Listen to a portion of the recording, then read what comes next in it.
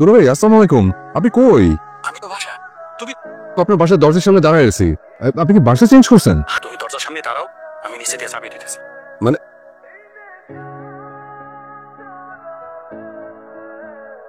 তাড়াতাড়ি ভিতরে ঢুকেন, আমি তালা মারবো। আরে আসো, বহুত দিন পরে আসলা। আপন বোনে জামাইনা দেখে কি মনে পড়ে না আমারে? দরজার বাইরে তালা দিয়ে ভিতরে বসে আছেন কেন? ফ্রেশ ট্রেশ হও, বসি, তারপর আলোচনা করবো। আমার টাকাটা দেন। 30টা টাকা দাও তোমারে। তেমন কোনো সমস্যা নেই। বাড়িওয়ালা, মুরগিওয়ালা, মাছওয়ালা কম বেশি টাকার জন্য সবসময় দরজা ধাক্কাতে থাকে, মুখে যা আসে তাই বলে। তাই সেন্টু মিয়ারে রাখছি তালা লাগানোর জন্য। তালা লাগানোর জন্য তাকে 30 টাকা করে দিতে হয়। বেরোতে ছিল? সেখানেও 30। রাত বেরোতে যদি দরকার পড়ে? রাত 12:30 থেকে সকাল 6টা পর্যন্ত দরজা খোলা থাকে। অত রাতে অন্যান্য পানতের আসার সম্ভাবনা কম। তুমি কি খেয়ে আসছো? তো এতদিন পরে ঘরে মেহমান আসছে, ঘুরছিরা আছে, আজকে রাতটা জাস্ট একটুখানি চালায় দাও। আপনার অবস্থা তো ভয়াবহ মনে হচ্ছে। শোনো, লাইফ হইতেছে এটা জানি, ভালো খারাপ অনেক কিছুই করবে। এই যে দেখো তোমার বোন আমারে একা ফালাইয়া বাচ্চা কাচ্চা নিয়ে জাস্ট আউট হয়ে গেল, আমার কথা একবার ভাবলো না। আপা কি একেবারেই এখানে আর আসে না। আপনার অবস্থা তো ভালো ছিল, হঠাৎ শেয়ার ব্যবসায় পর ধস নাই না, আমারে ধসাই দিচ্ছে। সিচুয়েশন ডিমান্ড করলে মানুষের আর কিছু করার থাকে না। হঠাৎ এই কথাটার মানে কি বুঝলাম না। বুঝবা কালকে সকালে তারপর 6টার আগে দৌড়াইতে হইব।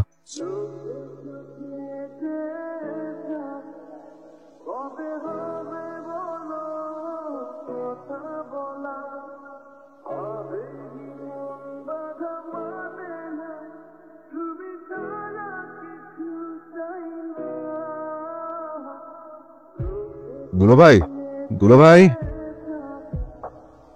কি আসছো? কোন গেল দুলা ভাই?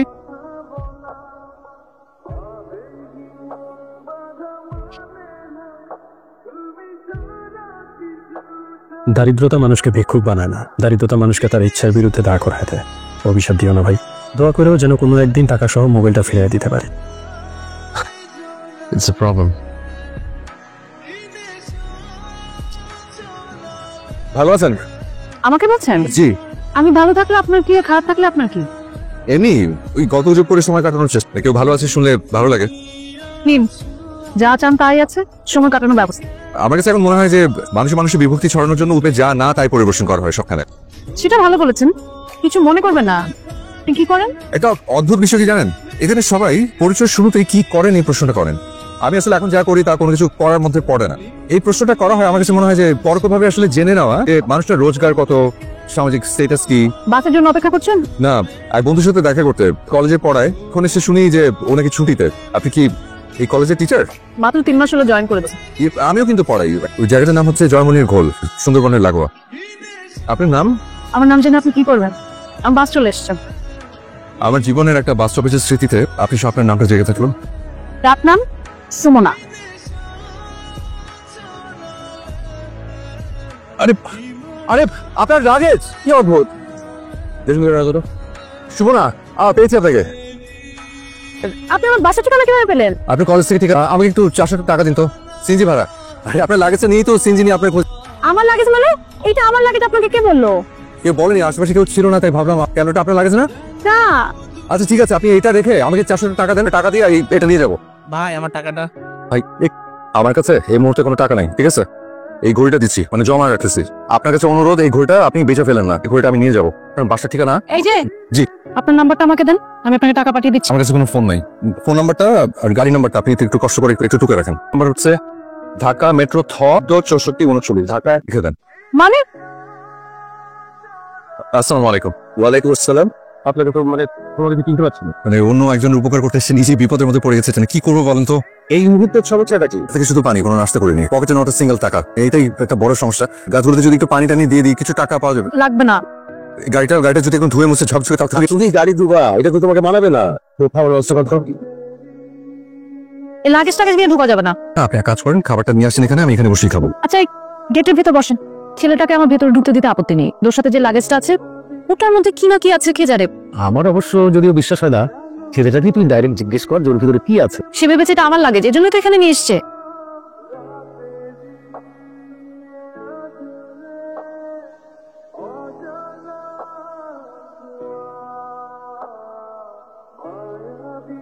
খাওয়া শেষ? তাহলে ঘুমাইতেছে খাওয়া শেষ করে। আপনি কি শুরু করলেন? এখানে শুয়ে আছেন কেন? কোথায় শোবো? এটা আমি কি করে জানবো? একটু সময় নিচ্ছিলাম আর কি, মানে ভাবছি যে কোথায় কিভাবে যাব, একটু পরে চলে যাবো। আচ্ছা, আপনাকে একটা কথা জিজ্ঞেস করবো, সে প্রথম থেকে আপনি আমার সাথে এরকম খেপে খেপে কথা বলছেন কেন? তোগুলো ঘর বাড়ি থাকতে আপনার আমার এখানে কেন আসতে হলো? কেন মনে হলো লাগেজটা আমার? এই লাগেজের ভেতরে একটা মেয়ের বিয়ের জন্য যা যা দরকার, মানে কিছু টাকা, এটা দেখে মনে হলো আপনার মতো ধনী কারো হবে। দেখি। এখানেই না থাক, ভেতর আসুন।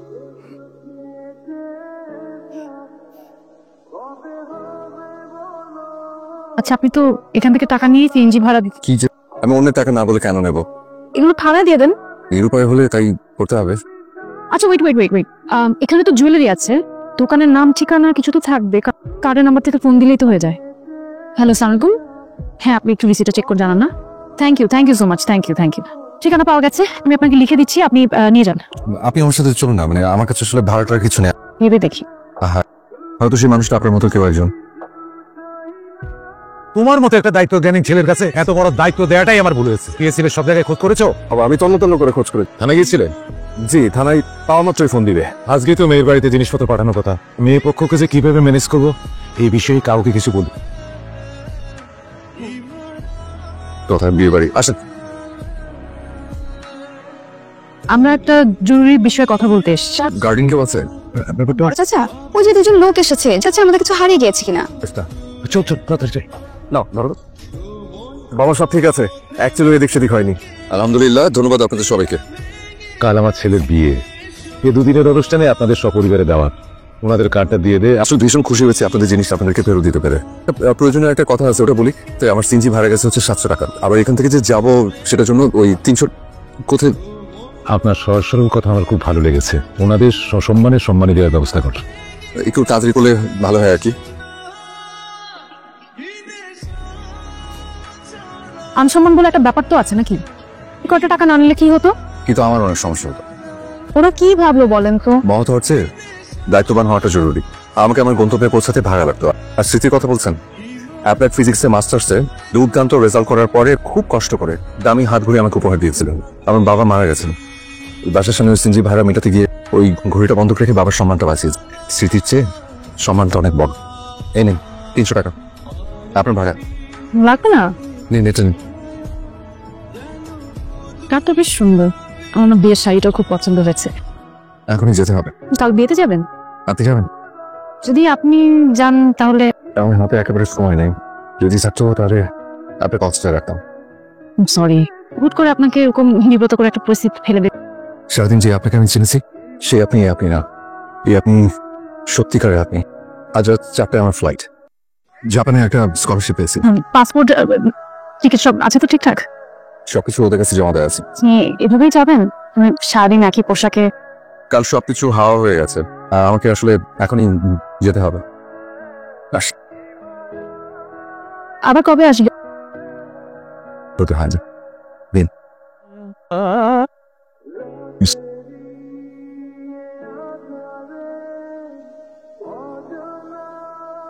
খুব আনন্দ, বেদনা, বিশ্বাস, আস্থা নিয়েই তো আছি।